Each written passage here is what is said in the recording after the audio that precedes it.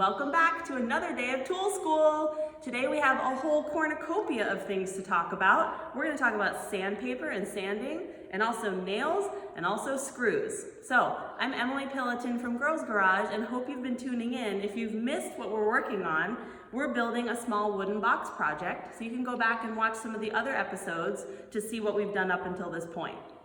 Okay, so we're going to start with sanding because you should have your pieces cut for your box, but depending on which saw you used, a chop saw, a coping saw, or a jigsaw, you probably have some edges that are like a little bit furry or splintery, and it's good just to even everything out. So we can do that using a variety of sanding tools. So you can purchase sandpaper in sheets like this. You might also want to buy a sanding sponge. A sanding sponge is just what it sounds like. It's a squeezable sponge. It's great for sanding things that are both wet or dry. The downside of a sanding sponge is that when it is done, if you look at this one, it's all mangled and it's reached the end of its life. It's done. I have to throw it away. There's no way for me to rewrap this in new sandpaper. So these are great, but also not the most cost effective because it's really for a limited time to use it. Okay, then my favorite sanding tool is a sanding block like this. This is a rubber block, and what it has is openings on either side that I can open up, and I can stick pieces of sandpaper in and replace them as they die. So this is my preferred sanding tool. It's also pretty inexpensive. This is probably like a $5 or $6 block. And then you can just buy sandpaper in whatever grit you need and replace it as you go. So that's what I'm gonna use for this box project. Let's talk about grit for a minute.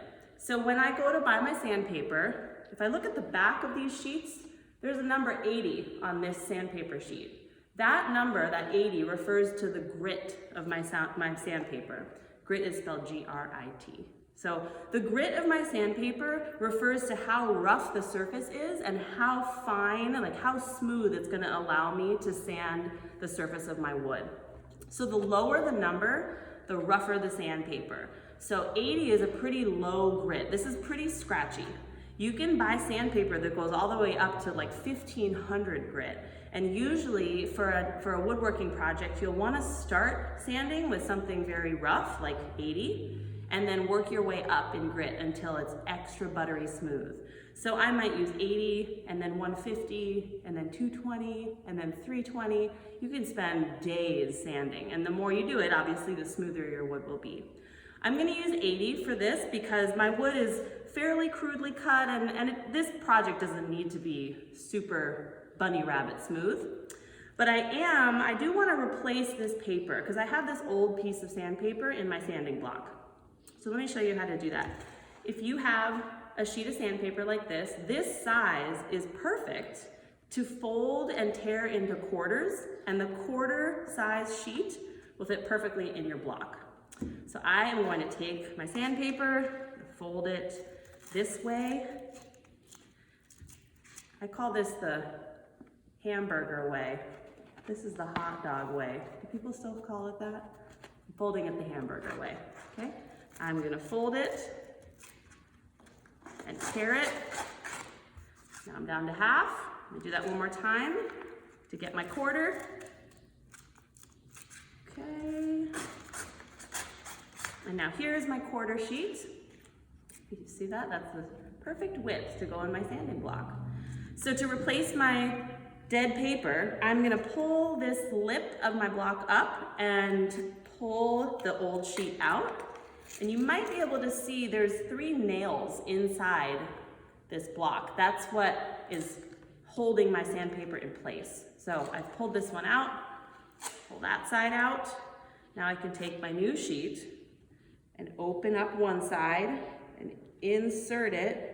And then I'm gonna crunch it down so those nails are able to grab it and hold it in place.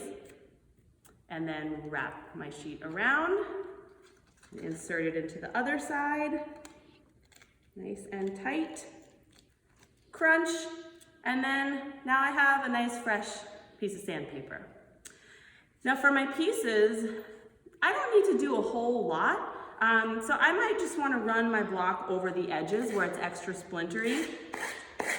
just like a quick pass. This is pretty rough sandpaper, so if I do too much, I'm actually gonna change the dimension of my piece. I don't wanna take so much off that now this is no longer 8.5, now it's like 8 1/4. That would be so much, but the point is, there is such a thing as sanding too much. So just take a quick pass. If you do wanna get really, really fancy, you can sand the surfaces. But the rule of sanding, the cardinal rule of sanding, is you always have to sand with the grain. That means that my grain is running this way, I'm only sanding this way. I am never gonna sand this way, okay? So if you feel so inclined, maybe you wanna upgrade to a higher grit, like maybe 220 or 320, and sand the faces of your pieces, okay? So quick passes over the edges, lightly sanding the surfaces with the grain if you want. Great.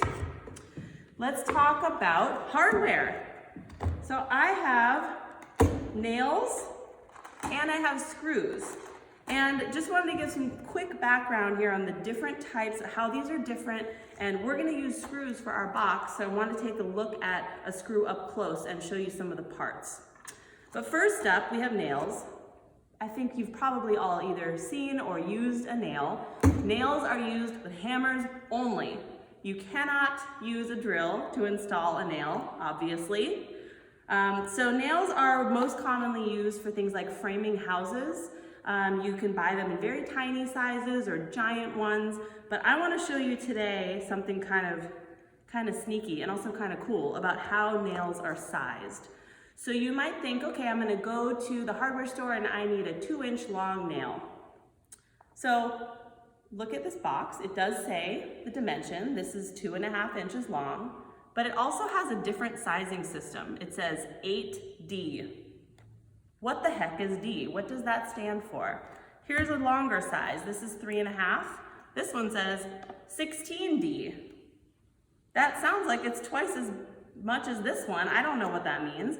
So the D stands for penny, which is weird because penny starts with a P. So here's the backstory. This is like the legend of how nails are sized. So long ago in Roman times, there was a coin called the denarius, and the denarius was like the penny of that time. And so also long ago, nails were hand forged. Every single one had to be made by hand. And so the longer the nail that the blacksmith made, the more expensive it would be. So when Madam Blacksmith from Roman times made a nail that was this long, that might cost 8 pennies or 8 denarius. If she were to make one that was this long, that might be 16 pennies or 16 denarius. So that system stands today, and that's actually where this D comes from. So if you see this on a box, 8D or 16D or 10D or 6D, the way we say that is 8 penny. So this is a 2.5 inch 8 penny nail.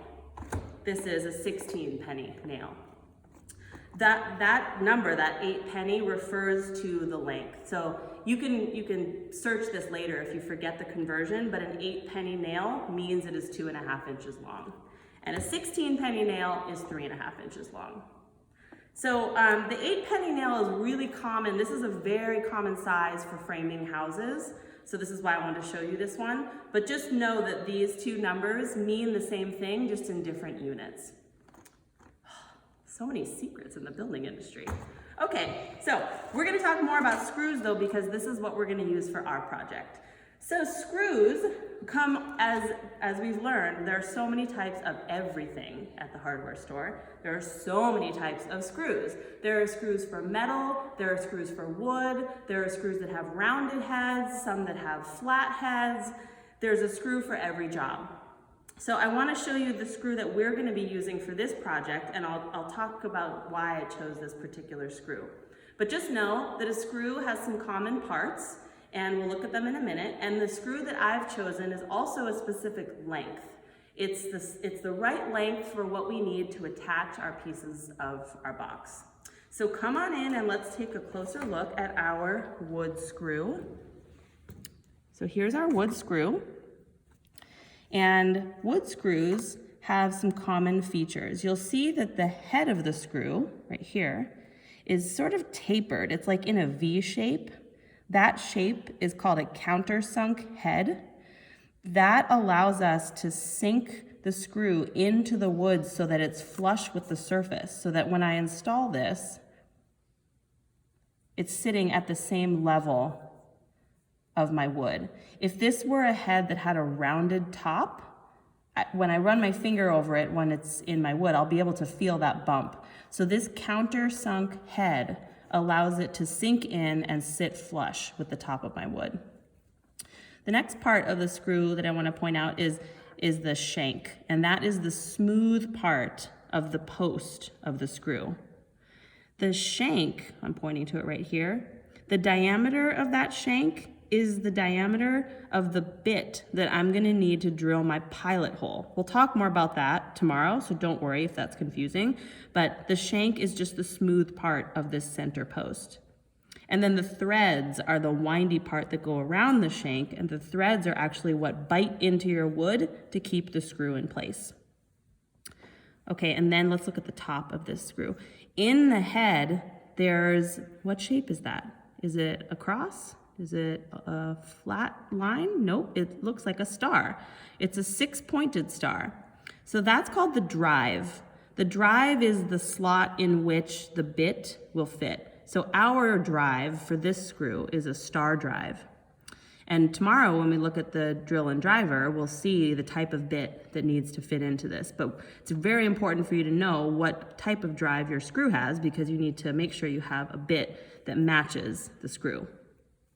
Okay, so the other thing about the screw is this is a 1 5/8 inch screw, and the reason why I chose this dimension is because when I go to put together my pieces of wood like this, I need a screw that is going to go through my first piece and into my second piece enough that it bites in really well. So this gives me, this is 3/4 of an inch.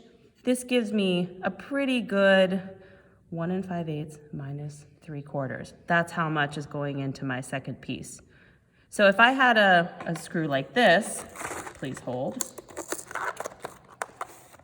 If I had a shorter screw, like 1 1/4, that might work, but that makes me a little nervous because I may be able to pull this out. So I generally think like about 3/4 of an inch to an inch is a good distance for the screw to bite into this second material. So that's where I came up with this dimension, okay? The last thing I want to show you is the sizing of screws, which is also weird and also different than nails. So I mentioned that my screw that I'm going to use is 1 5/8 of an inch long. So that's the length of it. But there's another number on this box, and it says number 8. Number 8, let's guess, is it 8 penny? No, it seems like, what the heck does that even correspond to? So screws have their own entirely different sizing system. And this one says number 8, this one says number 9. These little ones also say number 8. So actually what that number refers to is the thickness of the shank. So even though this is a 1 inch screw, it's much shorter than my 1 5/8 inch screw. They're both number 8s, which means they have the same thickness. Their shank is the same thickness. So when you go to buy screws, you need to be mindful of both those dimensions. This first number is the width of the screw post or the shank. And then the second number, that's in inches, 1 5/8 of an inch, is the length of the screw. So there's also, a lot of these things are, you're not gonna remember that a number 8 screw is 1/8 of an inch in diameter. That's okay, no one needs to know all these conversions perfectly. You can always look it up. But it is important to know what these numbers in general mean so that when you're shopping for them, you can make decisions that are gonna give you the right screw for the right project. Whew, great. Isn't it crazy how so many different things in building have their own systems? Like lumber dimensions are weird, and now there's pennies, and now there's this other number. It really is like its own language, but hopefully once you have the vocabulary for it, you can start to think about what you need for your project, and you can be more confident going to the hardware store. Great. Okay, so tomorrow we are gonna finally, after all this time, assemble our box. And we're gonna use our screws and we're gonna learn how to use a drill and a driver together to put this whole thing together. Great job. See you tomorrow.